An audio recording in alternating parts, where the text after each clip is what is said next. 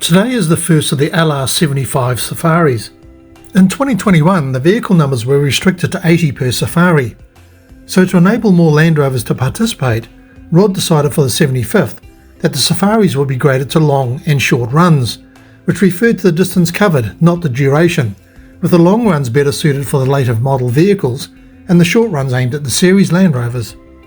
Since I elected the short safaris, our group was heading out north from Wanaka to travel up the eastern side of Lake Hawea, while the long safari group headed south towards Alexandra to tackle the Old Man Range.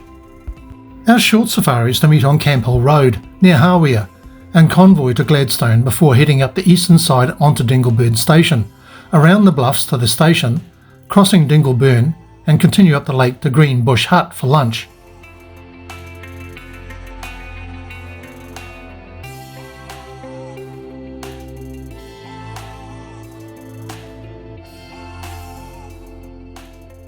Wednesday dawned and it was chucking it down. We threw our lunchbox and coats in the back and grabbed Darcy Hamilton, who had flown down from the weather-torn Mahanui on the east coast and headed out to the rendezvous point on Camp Hill Road near Hawea.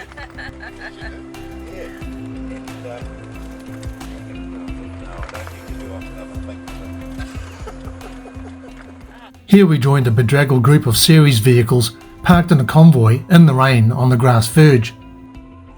For those who have travelled up State Highway 8 on the western side of Lake Hawea, heading to Haast, and gazed in wonder at the ragged-looking trail blasted out of the sheer granite cliff face on the opposite side, well, wonder no more.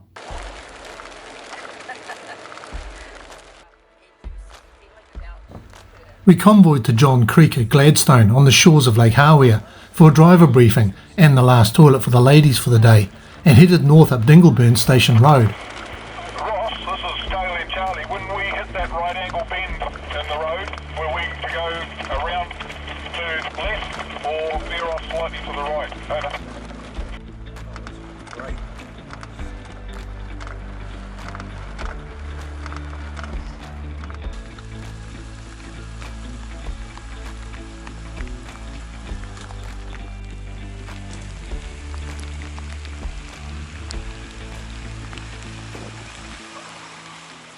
About the defibrillator, my carcass don't bloody start me. I can't think of a better place to die than driving a Land Rover in the high country.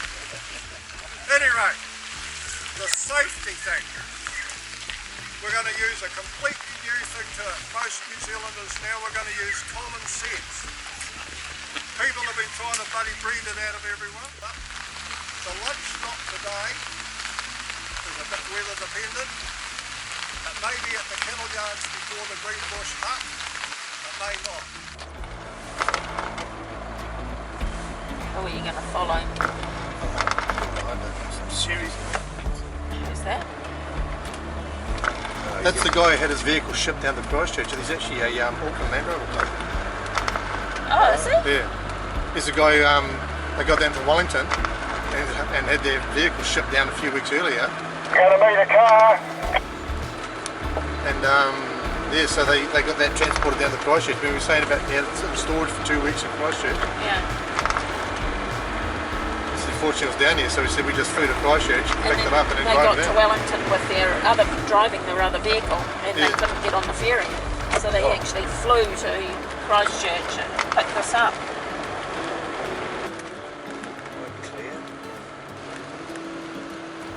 A quick look at a topo map shows a car park where the public access ends and where the station access road continues to Rocky Point. Closer examination shows a survey marker near the road at 506 metres and a wide orange band of compressed topo lines between that point and the lake, suggesting a rapid change in altitude over a very short distance.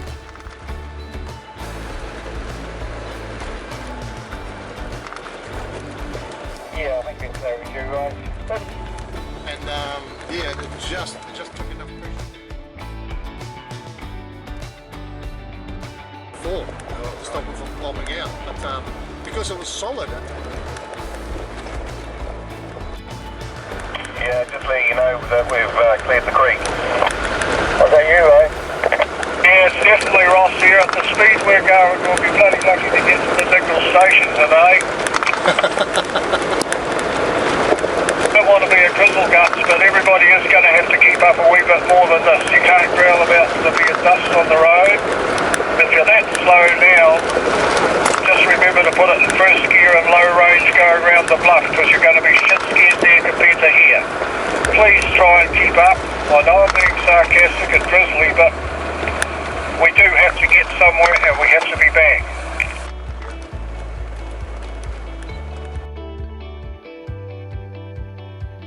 Cash can, which just goes all the time basically.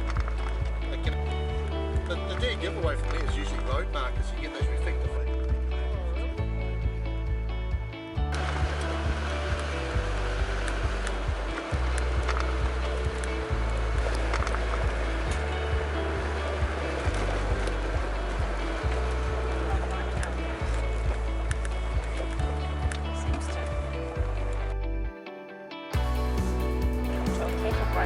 Almost stopped to a stop.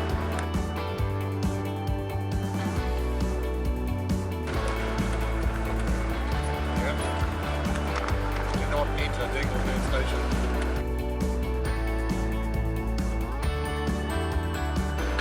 Up there. Oh, is it?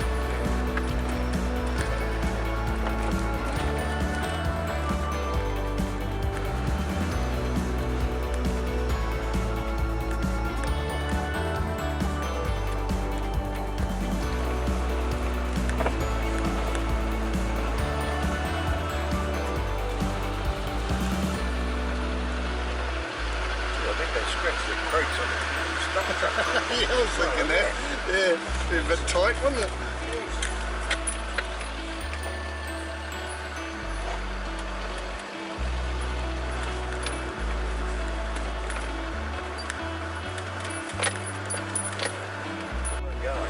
Yeah, rough here, I'm round the west of the bluff by far. Just keep coming slow and be confident. The road's never fell away yet. Yeah. What's the old story in there? The fatality on here, yeah. It took over 20 years and 1,000 crates of dynamite to blast the step out of the sheer cliff face to allow vehicles access to Dingleburn Station, about halfway up the lake. The thought that stock trucks and fertiliser trucks regularly drive this road was of little comfort tackling the ledge for the first time with sweaty hands vice gripped to the steering wheel.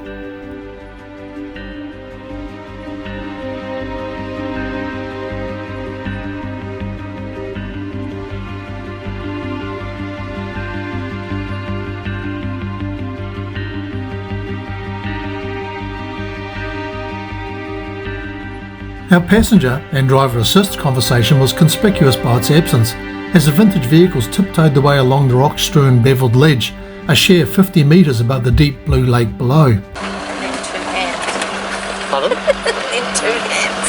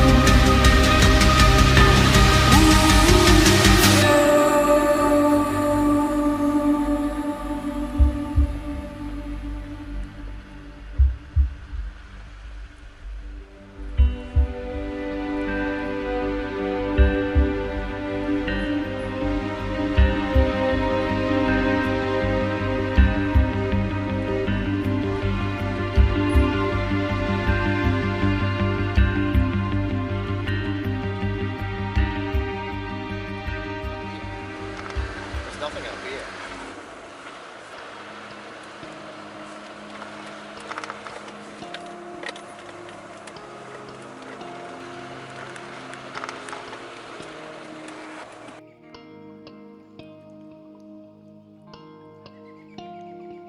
She's that. The Charlie was saying, if you don't hurry up, we're not going to make it till. Oh, here you go. I said, good. Kevin, I thought done a few months. I said, that suggests to me that you're not actually following the service schedule, because it's supposed to be changing every 40,000 k's or every 2 years.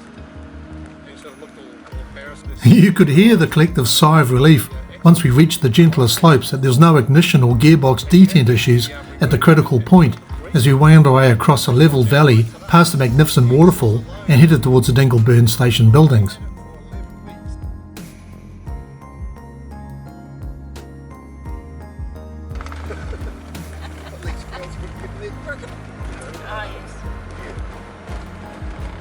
Family, Guy and Davida, Mum and Dad, and it's now Nikki and her husband who run it. The ownership of it now, I'm not real sure whether the daughter is the owner or what, but Davida, Guy's wife, had her commercial pilot's license, and we're going past the low hangar. She used to fly over to Wanaka every day and train other pilots. It's been through tenure review, so they've lost all their high country, or real high country, but it would have given them the opportunity to actually own this in their own right, which they do now.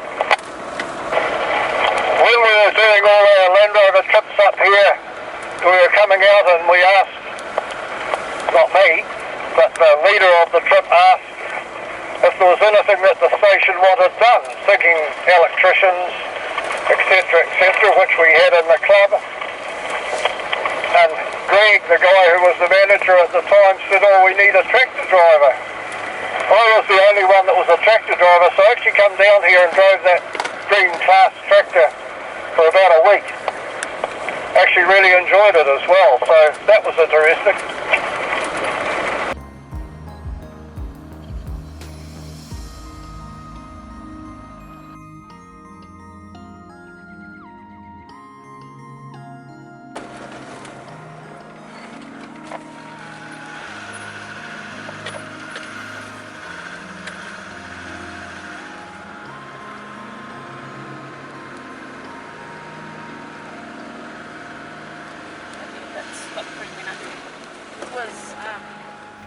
From here we crossed Dingleburn and followed a farm track along the gentler hillside about 150 metres above the lake as the weather continued to deteriorate.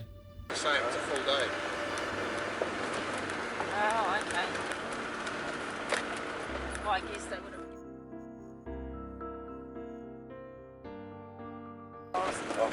At the time. At the time. You could actually have a barge, wouldn't it? You could actually barge the sheep out like that.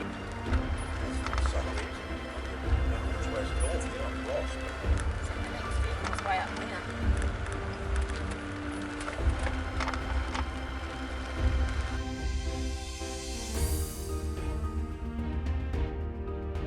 And he also found one from the original Oxford. They never actually went into production with that. Well, no, it was an experiment, basically.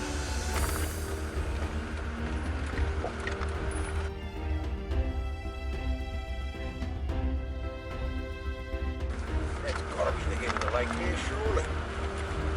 Yeah. Yeah. How many metres did they raise the lake? This one here. Yeah. And I give that to a lot of the guys. Following my instructions, keeping my tail in person on site.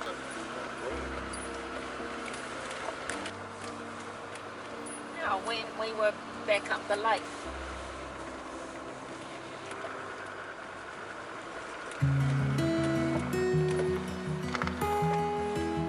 Oh, it'd be nice. Not having a spark restaurant. Oh, that's true. He was on a trip one time. He was going to a hard time about something. How big is this property, Mike? The forest out there, eh? Yeah. I can't tell you that. I freaks me information. That might be into the lake up there. Maybe. You guys are the bloody lead guides. You meant to have all this shit at your fingertips. Yeah, well, I had to get up early this morning and I forgot it. I've been hanging around here with one of these boulders.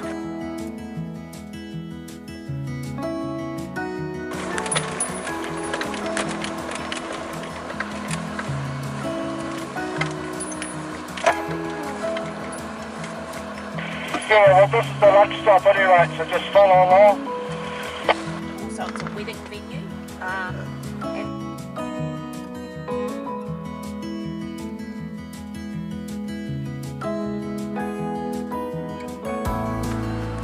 she goes, oh, you got passion fruit with you? And I said, no. And the guy that's the trip leader for the workers. I'm looking at the weather ahead of us and how far we've got to go to get to the big gravel tree that I was hoping to get to. It's probably about 3 k's away. The weather just looks crappy. I think we might just turn around and head home. So a few other opinions would be handy. So Mike's just suggested that we go forward a bit and hope to find a better place to turn.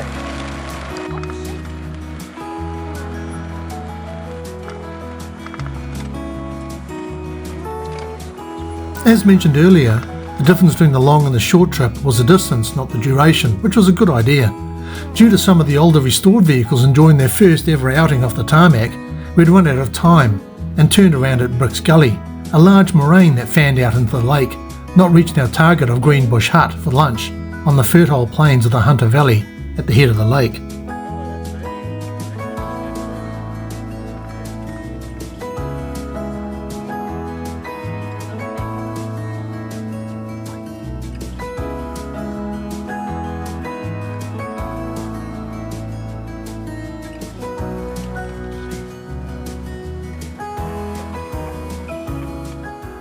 Thankfully, apart from the odd ignition failure caused by the availability of only poor quality condensers on the market, little to report on the return journey. Off the chassis, snapped it. These things now, hello.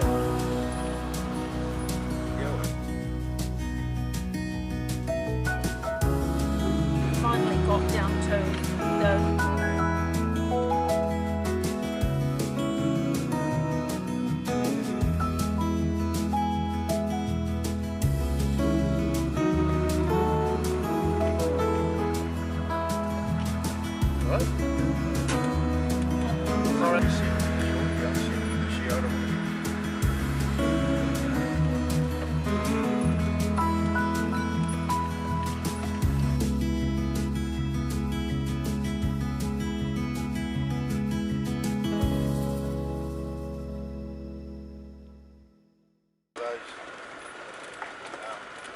Oh, tough.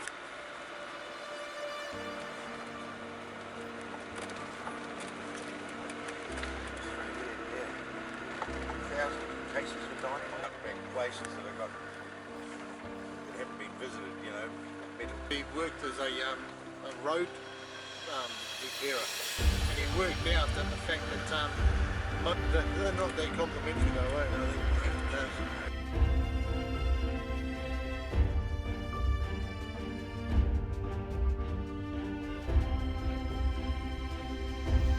The trip back, however, meant that the sheer drop was now on the driver's side, so it was hard to judge driver assist alerts of impending impact with the granite slab face now flicking close by on the left.